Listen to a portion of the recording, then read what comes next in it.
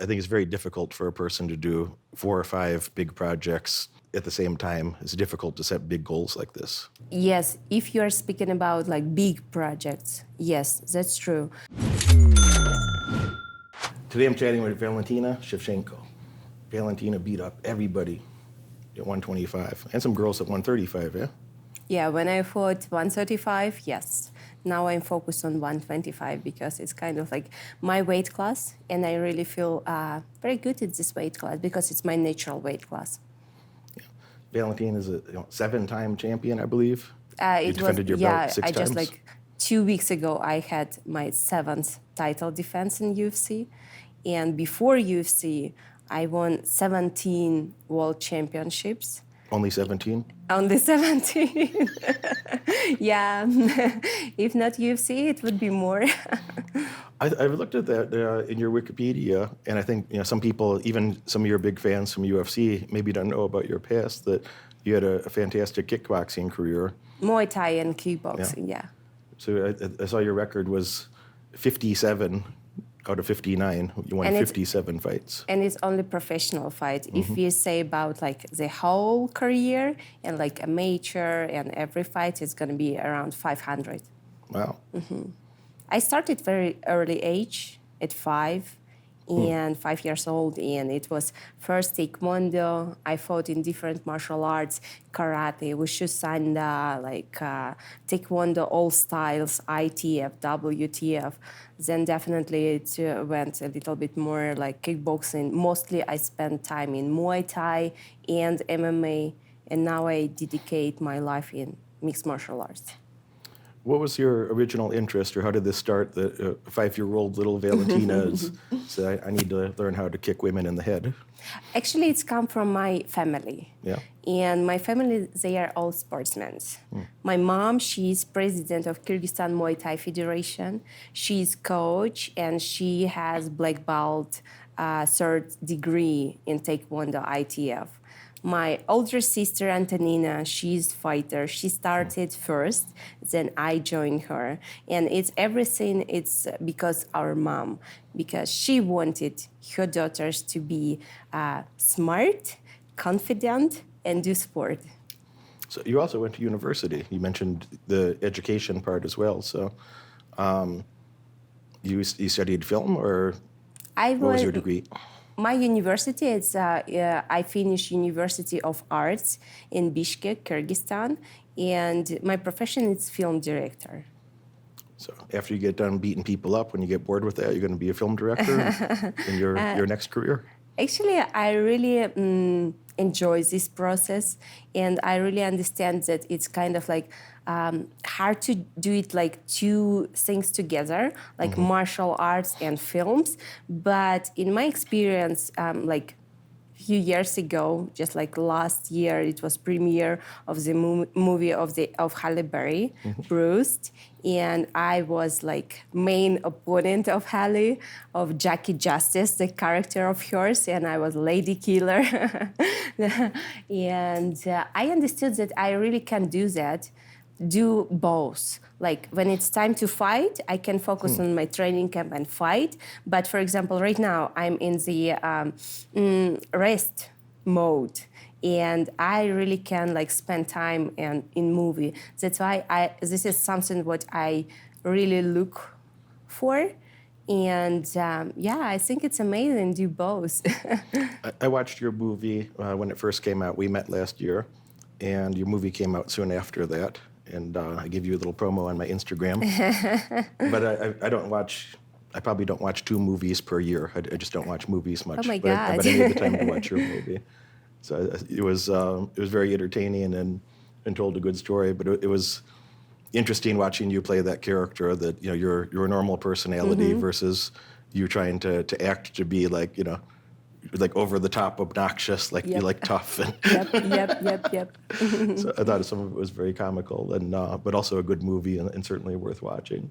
No, it was like very natural for me because I didn't have to transform or like find something else for my character, being mean, because I see it a lot in my sport, in the real fight, and so many other girls like they really do that, and it was very easy, and like take one thing and like different things from everything I know, but everything I feel, everything I like saw, and apply it to my game. It's kind of like was very easy.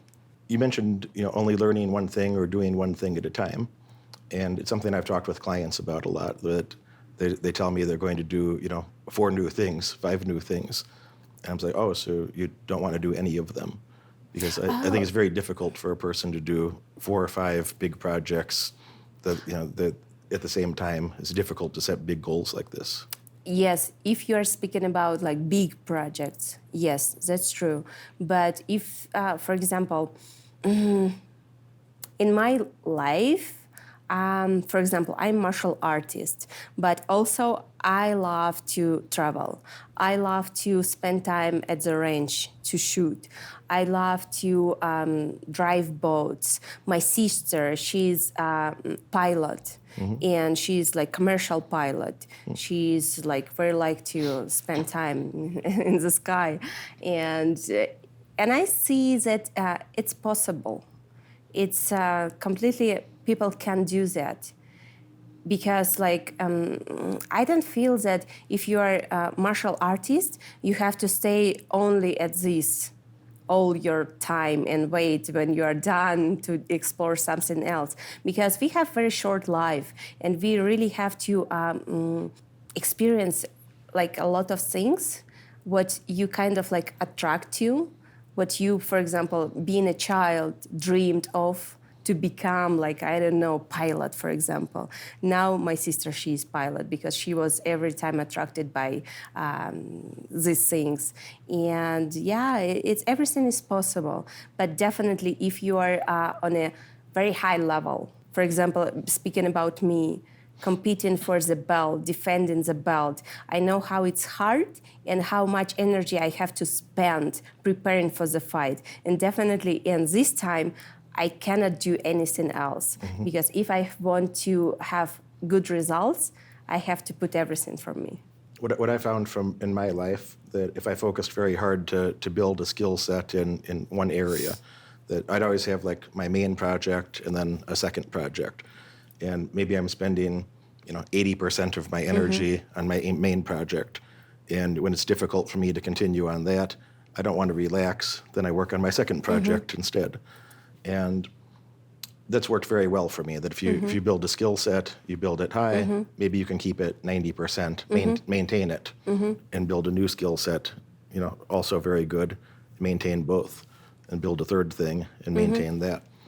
When I see people try to do, they're just starting something and they have 5 big projects they want to start at the same time, they tend to accomplish zero, none of that.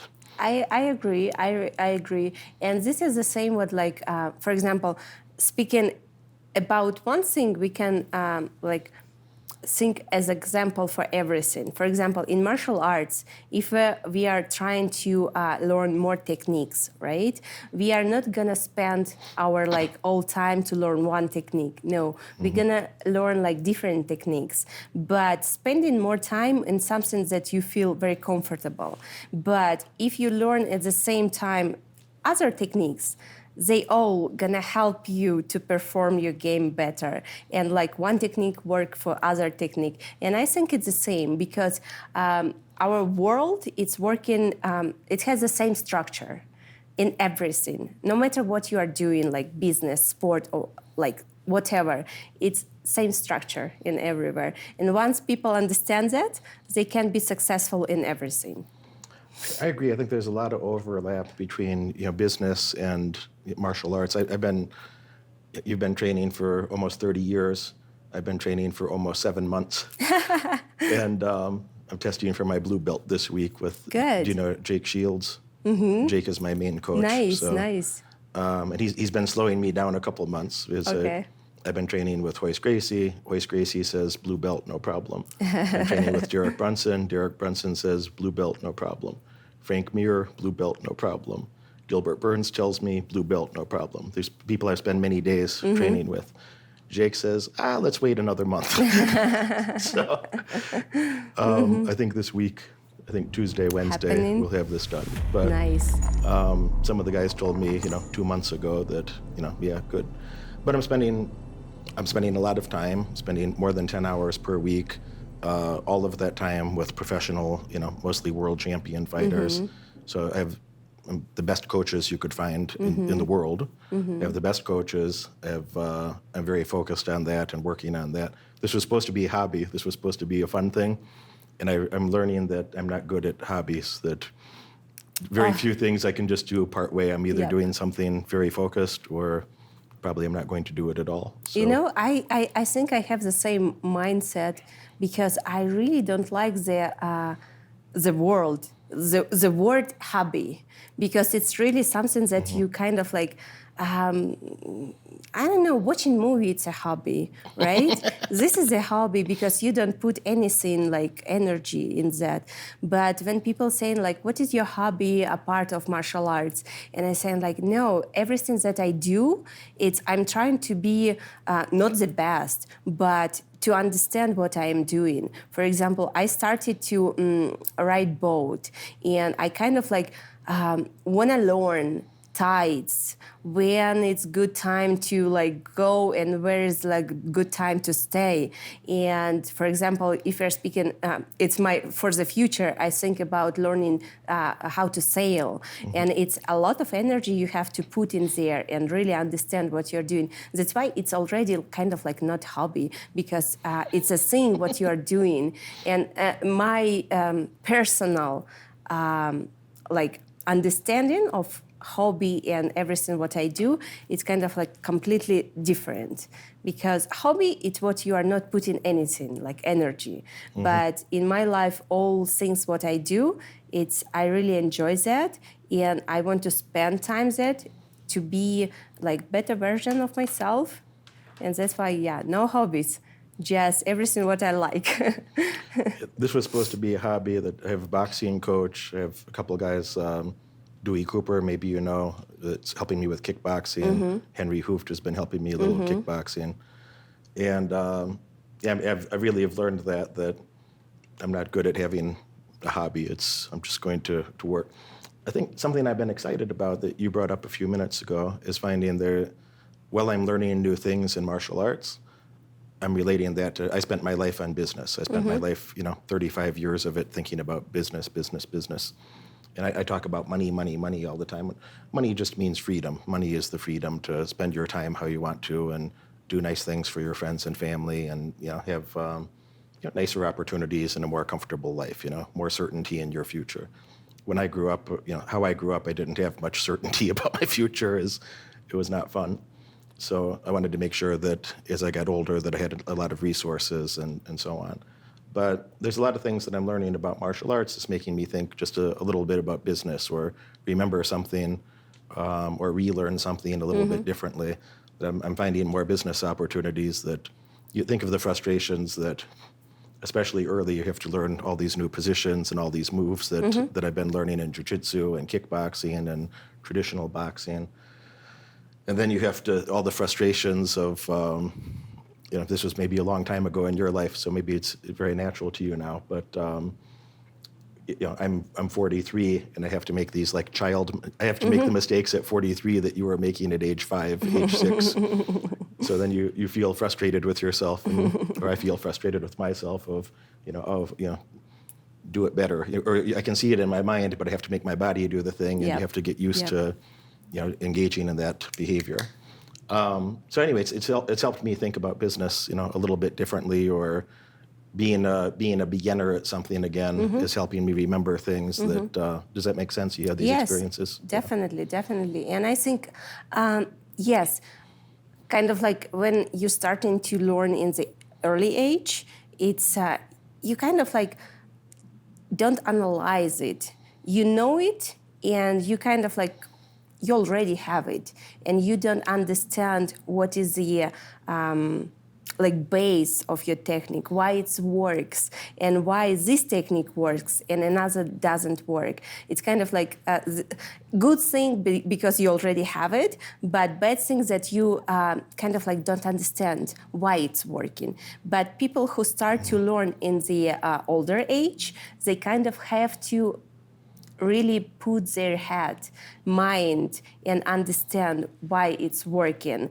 and do it like the good way. I think it's good too because they put head, like thinking about like what should I do to make it work, why it's not working like that, and what I have to do to make it work. Yeah, and I think it's good. I think it's very helpful. And same like with the languages, because right now I learning like 2 more language. I learn Thai language and yeah, and it's kind of like I have to think about it. I have to put like everything to make it work, memorize it, and like that. But for example, other languages, I already kind of like don't think about that because I already know them. And I feel it's good. It's good to start to learn something in older age because you really understand the basics. So your natural language is Russian? Or? It's Russian. So Russian. And then I know you speak Spanish rather well. Yes. And English quite well. Yes. And then also Thai now? Thai, yeah. I like Thai. For me, it's opening the whole culture because I love to spend a lot of time in Thailand. Muay Thai, originally from Thailand. But being there, we speak English. And many people there speak English, like basic English, but English. And I feel that learning native language, you are discovering the whole culture. It's opening from different sides the culture, because European culture is different.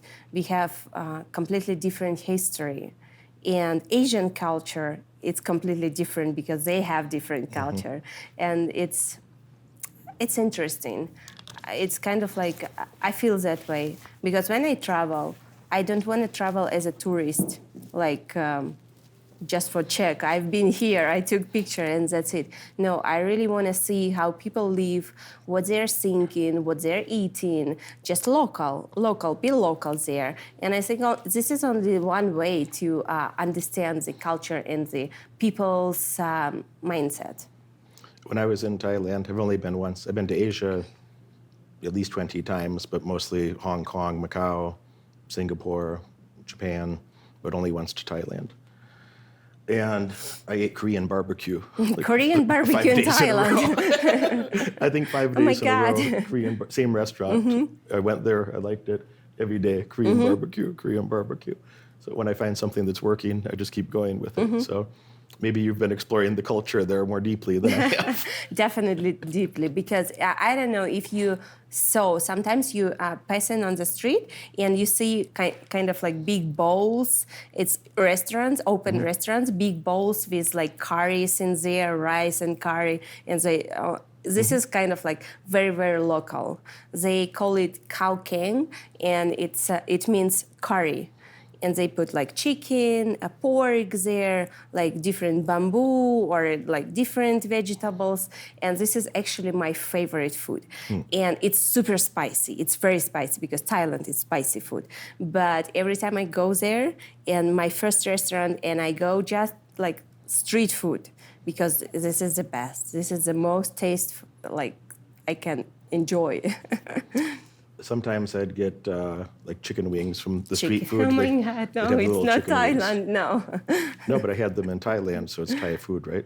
Yeah, you mean the barbecue with the sticky rice? No, just fried chicken wings. But they also have sticky rice, right? No, I just had fried chicken wings. Oh my God, no. And Korean barbecue. No, you have to come back to Thailand and try different food. I'll take you to the Korean barbecue place, so you'll love it. Korean barbecue has to be in Korea. I've never been to Korea. I've never been to Korea yet. Someday. Where do you want to travel most? You've been How many countries? You've been many places. I don't know. I never counted. Yeah. I never okay, I've been in like 20 countries, 30 countries, 50, like whatever. This is not a goal to be in front of someone and say, okay, I know that much languages. I've been in that much countries. It's not my goal. For someone, people, maybe. It's like, okay, check. I've done plenty of that. They think like, this is the best thing what I can share. No, for me, it's experience. The most important experience. And I never been in Japan. I really want to see Japan, Okinawa Island, definitely. And New Zealand. I've been in Australia in 2019. We spent there a month. We almost went to New Zealand, but then we had to come back because I had a fight. I had to start to prepare for that. And where else? There's some beautiful things in New Zealand. The cities are okay.